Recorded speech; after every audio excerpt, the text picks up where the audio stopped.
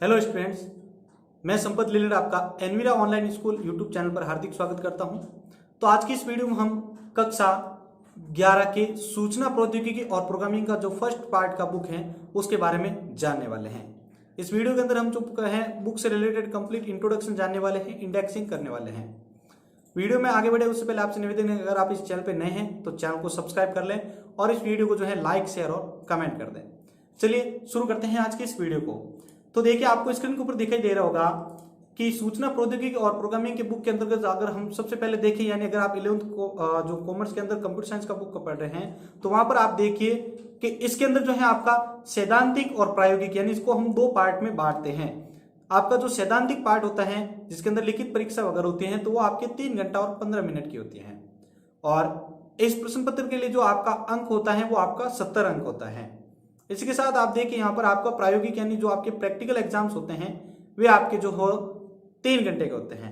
और वे आपके जो है कंप्लीट 30 अंकों के होते हैं। तो इस प्रकार आपकी जो बुक्स का है कंप्लीट आपको उनको दो पार्ट में बांटा गया है, एक तो सैद्धांतिक पार्ट और एक प्रायोगिक पार्ट। सैद्धांतिक में आपको मैंने बता दें कि आपके 70 अंक का होगा एग्जाम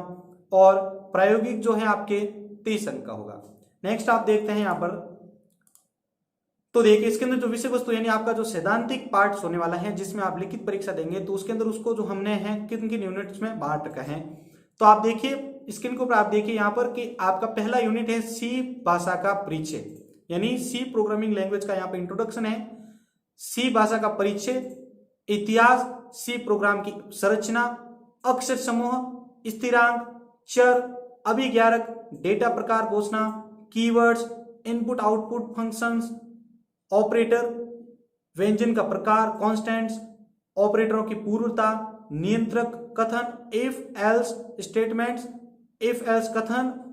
और looping, for loop, while loop, do while loop, nested loop और ब्रेक कथन। यानी आपके जो सी का जो यूनिट बांट रखा है इसके अंदर सी भाषा का, उसके अंदर हम यही जानेंगे लिखित के अंदर कि इसके अंदर जो है स्टेटमेंट कौन कौन से होते हैं, इसके अंदर कांस्टेंट कौन से होते हैं, फंक्शंस कौन से होते हैं, इसको किस प्रकार के अंदर जो है सी प्रोग्रामिंग करना चाहते हैं अगर आप, तो उसके अंदर जो है उसका आप ढांचा जानेंगे, उसका फॉर्मेट, उसका संरचना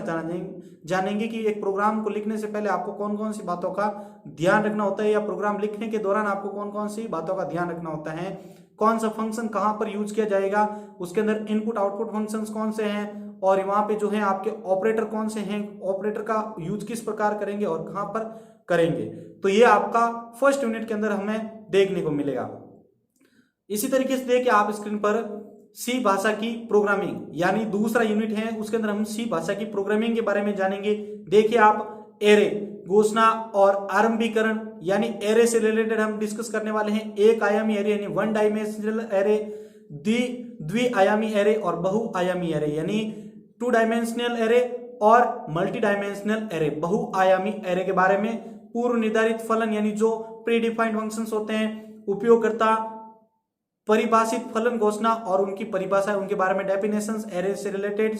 वैश्विक और स्थानीय चरण यानी ग्लोबल और लोकल फंक्शंस हो गए, वास्तविक और औपचारिक पैरामीटर्स हो गए, वहां पे जो भी पैरामीटर्स को कैसे पास करना है, किस प्रकार उसका यूज करना है, तो उसके बारे में भी हम इसके अंदर जानेंगे। आह्वान, संदर्भ और आह्वान, मान द्वारा आह्वान करना, एक एरे को फलन में भेजना,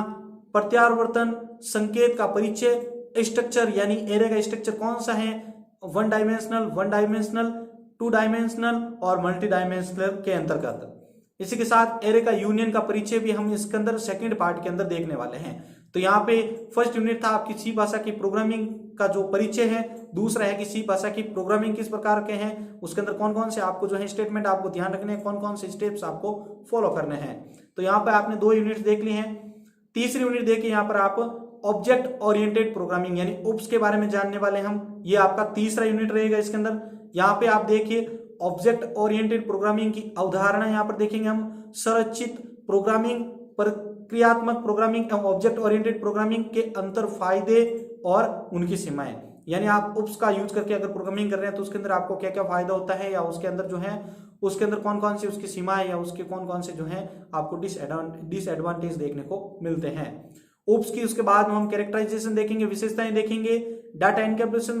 एनकैप्सुलेशन के बारे में देखेंगे हम, डाटा संपुष्टिकरण, बहुरूपण, वंशानुक्रम यानी जो डाटा एनकैप्सुलेशन पॉलीमॉर्फिज्म, जो भी आपके इसके अंदर स्टेप्स होते हैं उसके बारे में हम जानेंगे। नीचे देखिए आप C++ प्रोग्रामिंग की संरचना, टोकन, कीवर्ड, स्थिरांक, मूल डेटा का प्रकार, यानी डाटा के प्रकार कौन कौन से होते हैं वो भी इसके अंदर हमें देखने को मिलेंगे। सी आउट निर्देशों के साथ आउटपुट और सिन निर्देशों के साथ इनपुट, यानी सी आउट और सिन का हमें यूज कहां कहां पे करना, किस प्रकार करना है और कब करना है, तो इसके बारे में भी हम जानेंगे। सिन का यूज क्यों करते हैं और सी आउट का यूज क्यों करते हैं और इसको कौन से स्थान पर यूज करना चाहिए, कब यूज करना चाहिए, ये भी हम थर्ड यूनिट के अंदर जानने वाले हैं, यानी ओप्स प्रोग्रामिंग के अंतर्गत। नेक्स्ट आप देखिए स्क्रीन के अंदर, नेक्स्ट इसके अंदर हम देखेंगे चौथा यूनिट, यानी हमने तीन यूनिट देख लिए हैं कि सैद्धांतिक पार्ट के अंदर 3 यूनिट हो गए। चौथा यूनिट देखिए आप कंप्यूटर नेटवर्किंग के बारे में है। ठीक है, नेटवर्किंग का परिचय देखेंगे इसके अंदर, इसकी विशेषताएं, अवयव, नेटवर्क का स्थान, डाटा संचार का मॉडल हो गया, डाटा संचार प्रणाली के प्रदर्शन के अवयव हो गए, संगति हो गए और विश्वसनीयता हो गई, रिकवरी हो गई, उसके बाद सुरक्षा हो गया, नेटवर्क की टोपोलॉजी हो गया, मानकीकरण और प्रोटोकॉल्स, यानी प्रोटोकॉल्स के बारे में, उसका सर्टिफिकेशन के बारे में, और नेटवर्क की टोपोलॉजी क्या होती है, टोपोलॉजीज के सारे प्रकार और कौन सी टोपोलॉजी किस प्रकार यूज होती है, कहां पर यूज होती है, उनको यूज करने के क्या फायदे हो सकते हैं और कौन कौन से नुकसान हो सकते हैं, वो भी हम जो है इस पार्ट के अंदर देखने को मिलेगा हमें। नेक्स्ट देखिए आप इसका जो इंटरनेट का मानक होता है, संचरण मोड और डाटा ट्रांसमिशन, सिंप्लेक्स, अर्ध डुप्लेक्स और फुल डुप्लेक्स, यानी सिंप्लेक्स, हाफ डुप्लेक्स और फुल डुप्लेक्स के बारे में भी हम इसके अंदर जानने वाले हैं। इंटरनेट के मानक भी इसके अंदर हमें देखने को मिलेंगे। धारावाहिक संचरण, नेटवर्क की श्रेणियां, यानी local area network LAN, metropolitan area network MAN और वाइड एरिया नेटवर्क मींस वैन, तो इनके बारे में भी यहाँ पे हमें देखने को मिलेगा। OSI मॉडल्स, यानी OSI की जो 7 लेयर्स हैं, OSI की presentation, session, transport, network, data link और फिजिकल, इन 7 लेयर के बारे में भी हमें इस कंप्यूटर नेटवर्किंग के एक यूनिट के अंदर हमें देखने को मिलेगा। नेक्स्ट देखिए आप मीडिया का परिचय, नेटवर्किंग में सिग्नल के बारे में जानेंगे हम, एनालॉग, डिजिटल, गैर आवधिक संकेत और नेटवर्क में ट्रांसमिशन। अब देखिए मीडिया का परिचय होता है इसके अंदर, यानी इसके अंदर आप नेटवर्किंग करते हैं तो उसके अंदर जो है आप कौन कौन सी इक्विपमेंट और कौन कौन सी जो केबल्स होती है वो आप यूज करेंगे। तो यहां पर आप देखिए मीडिया का परिचय,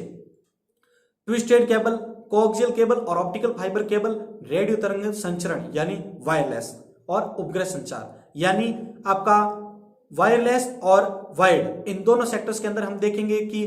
ट्विस्टेड के पेयर केबल हो गया, आपके कोएक्सियल केबल हो गया और ऑप्टिकल फाइबर केबल, ये तीनों तो आपके आ गई वाइड एक सेक्टर के अंदर। और वायरलेस के अंतर्गत कौन से आती हैं आपके, रेडियो तरंगी संचरण हो गया, उपग्रह संचार हो गया और वाईफाई हो गया, ये आप जो है इस पार्ट के अंदर आपको देखने को मिलेगा।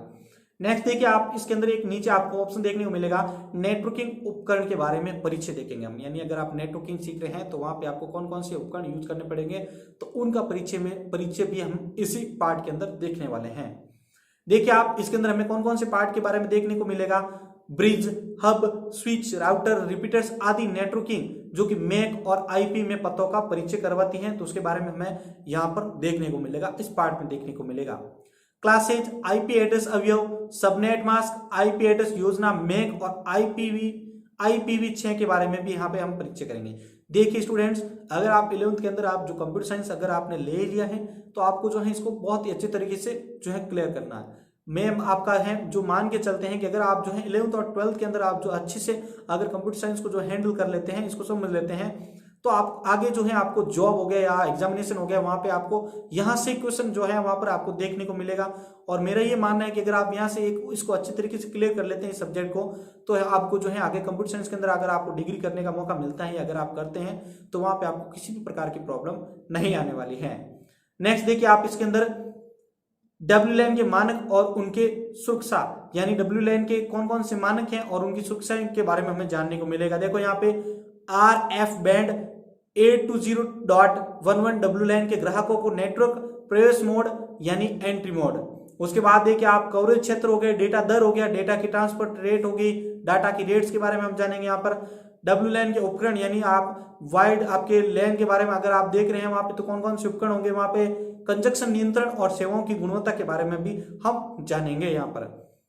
डेटा के यातायात कंजक्शन का नियंत्रण हो गया, लोड शेडिंग हो गया, रजिस्टर हो गया, QoS हो गया, और तकनीक में सुधार और एकीकृत सेवाएं और डिफरेंशियल सेवा के बारे में भी हमें देखने को मिलेगा। यहाँ पे देखिए आप DNS और ईमेल के बारे में भी हमें देखने को मिलेगा। डोमेन नेम सिस्टम्स यानी DNS और ईमेल इलेक्ट्रॉनिक्स मेल के बारे में भी यहाँ पे हम जानेंगे। देखिए इसके अंतर्गत कौन कौन से पॉइंट्स आते हैं इसके अंदर। DNS नेम स्पेस, इंटरनेट में DNS, इंटरनेट में जो है DNS का क्या यूज है और इसका क्या मतलब होता है। DNS के जो संदेश होते हैं, मैसेजेस होते हैं, उनके बारे में भी हमें जानने को मिलेगा। DNS में संकल्प प्रक्रिया, DNS विश्वासता, ईमेल की सेवाएं, ईमेल आर्किटेक्चर और मेल सर्वर के बारे में भी यहाँ पर हमें जानने को मिलेगा। यहाँ पे नेक्स्ट पार्ट के अंदर हम बढ़ते हैं तो यहाँ पर देखिए आप नेक्स्ट जो पार्ट होगा आपका यूनिट 5 यानी XML एक्सटेंसिबल मार्कअप लैंग्वेज के बारे में हमें यहाँ पर देखने को मिलेगा। देखिए यहाँ पर XML का जो परिचय, यहाँ पर इंट्रोडक्शन देखेंगे हम XML का, उसके बाद मार्कअप लैंग्वेज का परिचय देखेंगे। यहाँ पर डेटा का संरचना यानी इसके अंदर जो डाटा की संरचना होती है वो किस प्रकार की होती है वहां पर आपके, और XML दस्तावेज की जो प्रक्रिया होती है यानी XML दस्तावेज अगर आप बनाना चाहते हैं HTML की तरह तो उसके अंदर आपको कौन कौन से स्टेप्स जो होते हैं वो फॉलो करने पड़ेंगे। नेक्स्ट देखिए आप इसके अंदर मान्य XML यानी आपका जो कौन सा XML दस्तावेज या डॉक्यूमेंट्स होगा जो आपके मान्य होगा या सर्टिफाइड होगा, और उसको बनाने की प्रक्रिया और उसकी विशेषताएं के बारे में यहाँ पर जानने को मिलेगा यूनिट 5 के अंदर XML की। फिर DTD की मूल बातें यानी इसके अंदर DTD की जो मूल बातें होती है कौन कौन सी होती हैं आपके, XML दस्तावेज की स्कीमा की आवश्यकता वहां पर कौन कौन सी होती है, XML दस्तावेज स्कीमा के प्रकार कौन कौन से हैं, और DTD स्कीमा की परिभाषा के बारे में देखिए। यहाँ पर XML के दस्तावेज, एंटिटी डिक्लेरेशन यानी एंटिटी जो होती है उसके अंदर डिक्लेरेशन किस प्रकार की जाती है, और XML स्कीमा की मूल बातें कौन कौन सी हैं। देखिए यहाँ पर XML स्कीमा और DTD परिभाषा के बीच में अंतर कौन कौन से होते हैं, फिर उसकी संरचना यानी उसका जो फॉर्मेट होता है, उसका ढांचा होता है वो किस प्रकार का होता है। नेक्स्ट देखिए आप XML नेम स्पेस के बारे में, तो यहाँ पर देखिए आप XML नेम स्पेस का परिचय, नेम स्पेस डिक्लेरेशन और डिफॉल्ट नेम स्पेस के बारे में यहाँ पे जानने को मिलेगा। लास्ट आपके नेक्स्ट देखिए आप यूनिट 6 यानी डेटाबेस प्रबंधन प्रणाली यानी डाटाबेस मैनेजमेंट सिस्टम के बारे में यहाँ पर हम देखेंगे यूनिट 6 के अंदर। देखिए यहाँ पर डाटाबेस की अवधारणा, परिचय और डाटाबेस की परिभाषाएं, यानी अगर आप 11th के अंदर अच्छी तरीके से यहाँ पे ये पॉइंट जो अगर आप क्लियर करके चले जाते हैं तो मान के चलिए कि 12th कॉमर्स का जो एग्जाम होता है बोर्ड का, तो वहां पे जो कंप्यूटर साइंस का जो पेपर होता है तो उसके अंदर आपके DBMS से रिलेटेड जो बड़े अंक के प्रश्न आते हैं वो इजीली कवर कर पाएंगे। यहाँ पर आपको ये समझ में आ जाएगा आपको कि यहाँ पे डाटाबेस क्या होता है, इसका जो अवधारणा क्या है, इसकी परिभाषाएं क्या है, कौन सा कहाँ पर यूज होता है, इसके अंदर कौन कौन सी एंटिटीज यूज होती है, तो ये सारे अगर आप यहाँ पर ही क्लियर करके चले जाते हैं तो आपको 12th के अंदर जो है बाहर कम हो जाएगा। चलिए नेक्स्ट देखिए आप DBMS के फायदे हो गए, डोमेन, टपल, संबंध, कुंजी हो गया आपकी, उसके बाद प्राथमिक कुंजी, वैकल्पिक कुंजी हो गया, उम्मीदवार कुंजी हो गया। डाटाबेस प्रबंधन प्रणाली के उदाहरण देखिए यहाँ पर RDBMS का परिचय, यहाँ पर रिलेशनल डाटाबेस मैनेजमेंट सिस्टम के बारे में यहाँ पर देखेंगे हम। फिर संरचित क्वेरी भाषा यानी SQL स्ट्रक्चर क्वेरी लैंग्वेज के बारे में भी यहाँ पे हम जानेंगे। उसके बाद देखिए आप डाटा मैनिपुलेशन लैंग्वेज DML के बारे में, MySQL के कमांड्स कौन कौन से यूज होते हैं, create table, drop table, alter table, drop, update set हो गया, उसके बाद इंसर्ट हो गया, डिलीट हो गया, सेलेक्ट हो गया, डिस्टिंक्ट हो गया, फ्रॉम हो गया, where in between, group by, having order by, functions, number, string and date के बारे में भी यहाँ पर हमें देखने को मिलेगा। यानी अगर आप जो है मेरे जो सारे वीडियो जो है कंप्लीटली एकदम इजीली वे में अगर आप यहाँ से देख के जाते हैं तो आपको किसी भी प्रकार के कंप्यूटर साइंस के अंदर जो है प्रॉब्लम नहीं आएगी। लास्ट आपका देखिए यहाँ पर यूनिट 7 यानी जिसके अंदर जो है PHP के बारे में देखने को मिलेगा हमें, यानी PHP जो थी पुराने टाइम में जो है वहां पर ऐड नहीं थी यहाँ पर 2010 के सिलेबस के हिसाब से, लेकिन अब जो है ये ऐड हो चुकी है आपके PHP यानी पेरिफेरल होम पेज। तो PHP के बारे में भी देखिए आप, फेसबुक का उदाहरण आपको याद है, आपका जो फेसबुक आप यूज करते हैं तो वो सारा PHP के अंदर बन रखा है। तो PHP को अच्छी तरीके से आप सीखेगा, अच्छी तरीके से समझिएगा ताकि आप वेबसाइट डेवलपमेंट के अंदर अपनी एक अच्छी सी पैड्स जमा सकें या एक अच्छी अपनी दाग बना सकें। नेक्स्ट देखिए इसके अंदर आप PHP के द्वारा वेबसाइट का निर्माण, स्क्रिप्ट की मूल बातें, कौन सी स्क्रिप्ट किस प्रकार के कार्य करती हैं तो वहां पे उसकी मूल बातें जानेंगे हम। क्लाइंट बनाम सर्वर साइड पटकथा यानी क्लाइंट वर्सेज सर्वर के बारे में हम जो है कंप्लीट वहाँ पे जो है इंट्रोडक्शन और उसके बारे में जो है स्ट्रक्चर वाला जो भी सारा है वो हम वहाँ पे हम जानने वाले हैं। नेक्स्ट देखिए आप PHP द्वारा वेब निर्माण की आवश्यकता, यानी एक वेबसाइट डेवलपमेंट कर रहे हैं तो वहाँ पे PHP की क्या आवश्यकता हो सकती है वो भी देखेंगे यहाँ पे। स्क्रिप्ट टैग, चर की घोषणा, एक्सेस डेटा के प्रकार, कोड में टिप्पणी यानी कमेंटिंग किस प्रकार करते हैं हम, प्रिमिटिव डाटा प्रकार हो गए, अचर की घोषणा होगी और उसको एक्सेस करना हो गया। फॉर ईच लूप के बारे में भी यहाँ जानेंगे, ठीक है। यहाँ पे देखिए आप गेट कमांड हो गया, उसके बाद पोस्ट कमांड हो गया, रिक्वेस्ट आदि में जो PHP की शर्तें होगी, कॉन्स्ट्रक्ट, सशर्त कॉन्स्ट्रक्ट निर्माण में विभिन्न प्रकार के इफ एल्स और एल्स इफ और स्विच केस स्टेटमेंट के बारे में भी हम यहाँ जानने वाले हैं। नेक्स्ट देखिए इसके अंदर जो ऑपरेटर्स होते हैं PHP के अंदर वो कौन कौन से होते हैं, तो देखिए यहाँ पर ऑपरेटर्स यानी गणितीय, तुलनात्मक, असाइनमेंट, तार्किक, शर्त और तार्किक ऑपरेटर की पूर्वता के बारे में। माइस्क्यूएल के साथ PHP की कनेक्टिविटी क्या होती है तो वो भी यहाँ पे हम जानने वाले हैं और किस कनेक्टिविटी कैसे करते हैं वो भी यहाँ पर जानने वाले हैं इस यूनिट के बारे में। नेक्स्ट देखिए आप यहाँ पर माइस्क्यूएल डाटाबेस के लिए PHP में कनेक्टिविटी कोड हो गया, माइस्क्यूएल के संचालन यानी डेवलपमेंट के लिए विभिन्न PHP का स्क्रिप्ट हो गया, उनका उपयोग कैसे होता है, जैसे data query language DQL, data query language यानी DQL हो गया,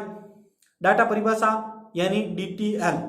data definition language, data manipulation language DML, data नियंत्रण भाषा डेटा यानी DCL, डाटा कंट्रोल लैंग्वेज के बारे में भी यहाँ पे हम जानने वाले हैं। तो यहाँ पर हमने जो है यूनिट 7 को भी देख लिया है और अब यहाँ पर आप देखिए प्रैक्टिकल, ये तो सारा था अपना जो लिखित परीक्षा के बारे में यानी सैद्धांतिक जो पार्ट था वो हमने क्लियर किया है कि उसके अंदर हमने कौन सी यूनिट को क्लियर करना है, किस यूनिट को कहाँ पे किस प्रकार से यूनिट करना है और उसका कितना यूज है और उसके अंदर कौन कौन से पॉइंट आने वाले हैं। लास्ट देखिए यहाँ पर आप प्रायोगिक योजना यानी प्रैक्टिकल के अंदर आपको कौन कौन से पॉइंट यहाँ पे क्लियर करने होंगे। तो देखिए यहाँ पे C भाषा की प्रोग्रामिंग हो जाएगी, C++ भाषा का लैंग्वेज का प्रोग्राम हो गया, XML program, XQL program, PHP program हो गया, प्रैक्टिकल रिकॉर्ड आपके पास होना चाहिए और वाइवा यानी मौखिक परीक्षा हो गया। तो इसके अंदर जो है आपके अंक बार इनका 8433255 ये आपको जो है वहां पर इस प्रकार के या इतने नंबर का ये जो है एक पॉइंट होगा वहां पे और ये आपकी प्रैक्टिकल एग्जाम्स होने वाली हैं। तो यहाँ पर हमने जो है सैद्धांतिक और ये दोनों चेक कर लिए हैं। अब अगर आप बुक्स परचेज की है, अगर आपने या आपके पास बुक्स नहीं है या है तो वहां पे आप उसकी इंडेक्स जरूर चेक करें, यानी इसके अंदर चैप्टर कौन कौन से हैं। तो चैप्टर देखिए यहाँ पर सबसे पहला जो चैप्टर है आपका फर्स्ट वो है आपका इंट्रोडक्शन टू सी लैंग्वेज का, सी लैंग्वेज का परिचय देखने वाले हैं। उसके बाद आपका सेकंड चैप्टर यानी इंट्रोडक्शन इन सी लैंग्वेज। उसके बाद थर्ड देखिए आप ऑब्जेक्ट ओरिएंटेड प्रोग्रामिंग यानी ऊप्स। फोर्थ हो गया आपके कंप्यूटर नेटवर्किंग का। उसके बाद XML का हो गया आपके फिफ्थ चैप्टर। सिक्स चैप्टर हो गया आपके DBMS यानी डाटाबेस मैनेजमेंट सिस्टम और सातों हो गया आपके PHP पेरिफेरल होम पेज के बारे में। यानी यहाँ पर आपको जो है टोटल 7 चैप्टर होंगे जो यहाँ पे बुक्स के अंदर आपको देखने को मिलेंगे और ये हमें क्लियर करने में है। तो इस प्रकार हमने आज की इस वीडियो में हम देखा है कि जो आपके 11th कॉमर्स का जो बुक्स है आपका फर्स्ट पार्ट सूचना प्रौद्योगिकी और प्रोग्रामिंग का, तो उसके अंदर आपको कौन कौन सी जो है चैप्टर जो है क्लियर करने हैं और उसके अंदर बुक्स को जो हमने 2 पार्ट में बांटा था सैद्धांतिक और प्रायोगिक, और वहां पे कितने अंक का कौन सा चैप्टर आएगा वो भी मैंने आपको यहाँ पर बताए हैं। तो आपको जो है यहाँ से हमारी जो है जर्नी स्टार्ट हो रही है, यानी आपको जो है कंप्लीट मेरे जो वीडियो है कंप्यूटर साइंस के वो देखने हैं। मैं इस चीज की गारंटी लेता हूं कि अगर आप मेरे सारे चैप्टर क्लियर कर लेते हैं तो आप जो है प्रोग्रामिंग के अंदर एक अच्छा अपना स्कोप बना पाएंगे, चाहे वो आपकी C++ का हो या PHP का हो या SQL का हो। मैं आपको जो है बुक से हटकर भी कुछ बहुत सारी नई चीजें जो है सिखाने वाला हूं। आपको जो है ज्यादातर स्कूल्स के अंदर या जहां पर भी आप क्लियर किया होगा, अगर आपके जो भाई बहन है उनको पूछना, जो बुक्स के अंदर जो चैप्टर है या जो पॉइंट है वही आपको क्लियर करवाया जाता है। उसको जो है उसके अंदर आपको डीपली जाके समझाया नहीं जाता है। मान लिया कोई कमांड है, कोई वेबसाइट हो गया, तो जो बुक्स के अंदर समझा रखी है वही आपको जो है वापस क्लियर जो वहां पे प्रैक्टिकल करके दिखा दी जाती है। तो उसके अंदर आप जो है कुछ ज्यादा कुछ सीख नहीं पाते हैं। लेकिन मेरा ये दावा है कि आपको जो है अगर एनवीरा आप स्कूल के साथ जुड़े हैं तो ये मेरा ये परफेक्ट दावा है कि आप जो है बहुत कुछ ज्यादा सीखने वाले हैं। तो मिलते हैं नेक्स्ट चैप्टर के अंदर। धन्यवाद।